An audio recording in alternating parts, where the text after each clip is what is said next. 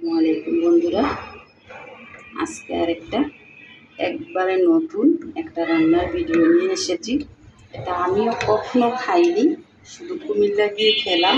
এবার এই যে করলা দিয়ে সিম বিচি আর এই যে আলু দিয়ে পানি দিয়ে রেখেছি।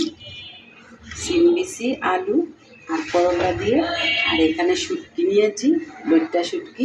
এই শুটকি দিয়ে রান্না করব তেল ছাড়া। এটা আমি কখনো খাইনি, এই প্রথম খেয়েছি। আমার কাছে খুবই ভালো লেগেছে, তাই ভাবলাম আপনাদের সাথেও শেয়ার করি। এখন এই আলুটা আর সিম বিচিটা চুলাটা অন করে দিলাম, একটু সিদ্ধ করে নেব, তারপরে বাকি মশলা দেব। আলু আর শুকনো সিমের বিচি সিদ্ধ করে নিয়েছি, এবার দিয়ে দেব ওইটা শুটকি।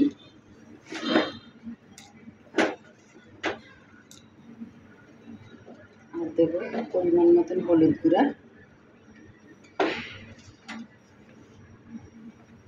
মরিচের গুঁড়া অল্পই দিলাম, সাথে একটু অল্প কাঁচামরিচ দেব। আর এখানে আছে রসুন বাটা, আর দেব পেঁয়াজ বাটা।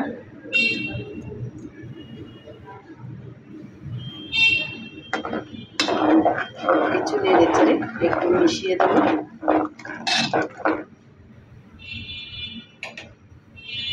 আর স্বাদ মতন লবণ দিয়ে দেব, স্বাদ মতন লবণ। এবার ঢাকা দিয়ে একটু ফুটিয়ে নেব, তারপরে করলাগুলো দেব। সব কিছু দিয়ে একটু ফুটিয়ে নিয়েছি, এবার করলাগুলো দিয়ে দেব।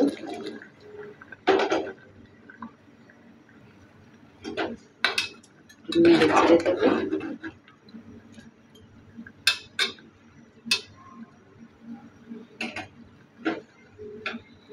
কাঁচামরিচগুলো দিয়ে দেব, ছিঁড়া কাঁচামরিচ।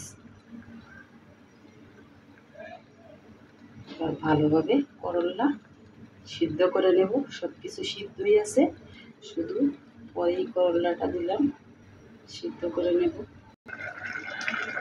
দেখুন বন্ধুরা, রান্নাটা প্রায় হয়ে এসেছে। করলাও এই যে সিদ্ধ হয়ে গেছে। এই যে রান্নাটা এরকমভাবেই করতে হবে, এবারে মাখো রাখতে হবে। আর পানি দেওয়ার সময় অবশ্যই আন্দাজ করে পানি দিতে হবে।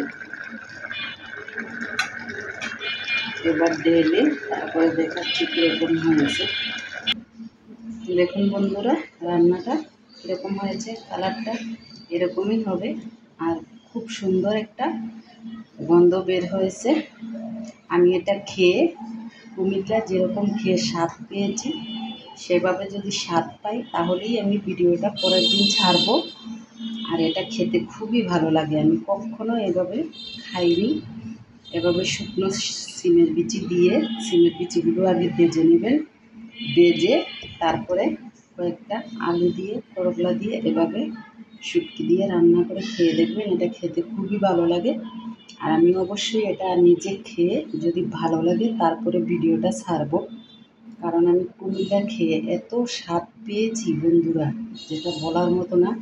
আমি কখনো এরকম রান্না খাইনি, আমার খেয়ে খুবই ভালো লেগেছে, তাই আপনাদের সাথে ভিডিওটা শেয়ার করলাম। আপনাদের ভালো লাগলে লাইক দিবেন, শেয়ার করবেন, ভালোবেসে আমাদের পাশে থাকবেন, আমাদেরকে সাপোর্ট করবেন। আর আপনারা ভালো থাকবেন, সুস্থ থাকবেন। আসসালামু আলাইকুম।